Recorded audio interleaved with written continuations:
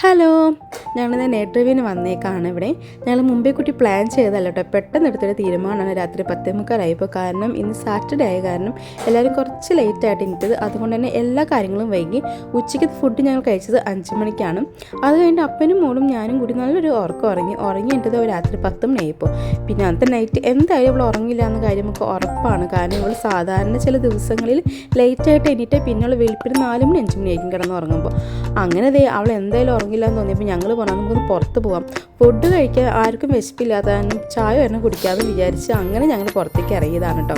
നമ്മളോട് അബുദാബി സിറ്റിക്ക് എത്രനാൾ മുമ്പ് റൈറ്റ്സൽ ലേക്കാണിത്. കുറച്ച് പേരൊക്കെ വന്നിട്ടുണ്ട്, കുറേ പേരൊന്ന് ഫുഡ് കഴിക്കുന്നുണ്ട്.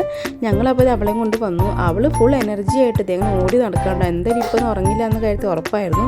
പിന്നെ നല്ല മഞ്ഞുണ്ടായിരുന്നു, നല്ല തണുപ്പായിരുന്നു.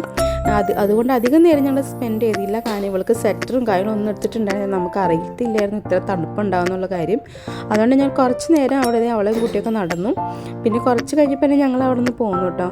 കാരണം പിന്നെ തണുപ്പ് നന്നായിട്ട് കൂടി തുടങ്ങിയായിരുന്നു. അങ്ങനെ അവളോട് ഓടി നടക്കുകയാണ്.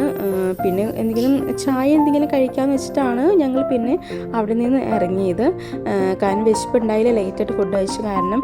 എന്നാലും അവിടെ ചെന്നപ്പോൾ നമ്മൾ ചെറുതായിട്ടൊരു ഫുഡൊക്കെ കഴിച്ചു. ചെറുതായിട്ട് സ്ഥിരം കയറുന്ന കടയിലാണ് നമ്മൾ കയറിയത്.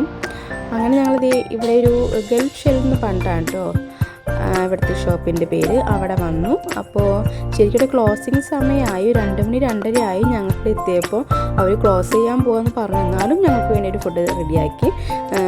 ചുണ്ടൂന് ഐസ്ക്രീം വാങ്ങിക്കൊടുത്തു. നല്ല തണുപ്പുള്ള അവൾക്ക് ഐസ്ക്രീം നിർബന്ധമായിരുന്നു.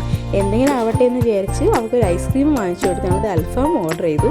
ഞങ്ങളായിരുന്നു last customer. അതുകൊണ്ട് ഞങ്ങൾ വേഗം ഫുഡൊക്കെ കഴിച്ചു. ചായയൊക്കെ ഞങ്ങൾ ഇവിടെ നിന്ന് ഇറങ്ങിയിട്ട് പുറത്ത് നിന്നാട്ടോ കുടിച്ചു. കാരണം അവർ ക്ലീനിങ് പണി തുടങ്ങിയായിരുന്നു സൈഡിൽ കൂടെ. അങ്ങനെ ഞങ്ങൾ ചായ കുടിയൊക്കെ കഴിഞ്ഞ് ഞങ്ങൾ നൈറ്റ് ഡ്രൈവ് കഴിഞ്ഞ് ഞങ്ങളിങ്ങനെ റൂമിലേക്ക് പോയി.